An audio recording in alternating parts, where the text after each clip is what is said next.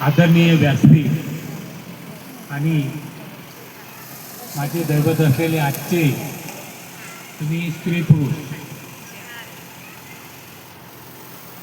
जवळपास तुमच्या माहितीप्रमाणे 23 वर्षानंतर आपण या ठिकाणी आज आपण भेटत आहोत. खूप मला आनंद होत आहे की बाबा माझे विद्यार्थी आज आपल्याला मिळत आहे आणि त्यांनी आपले मनोगत व्यक्त करून जुन्या आठवणींना उजाळा दिलेला आहे. त्याबद्दल मला खूप अतिशय आनंद होत आहे. आज आता तुम्ही आम्हाला ओळखता, आम्ही तुम्हाला ओळखतो, स्वभाव एकमेकांचे आपण लक्षात घेतो की नाही. तर त्यानुसार त्यावेळेस तुम्ही काही आमचं ऐकलं, काही नाही ऐकलं, पंडपणा होता वगैरे वगैरे, काही हुशार होते, काही अभ्यासात दुर्लक्ष करणारे होते.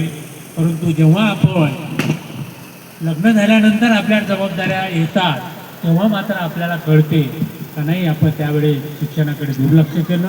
त्यामुळे आज आपण या ठिकाणी आहोत. जर दुर्लक्ष नसतं केलं तर कदाचित आपण अजून कोणत्या त्या ठिकाणी राहिलो असतो.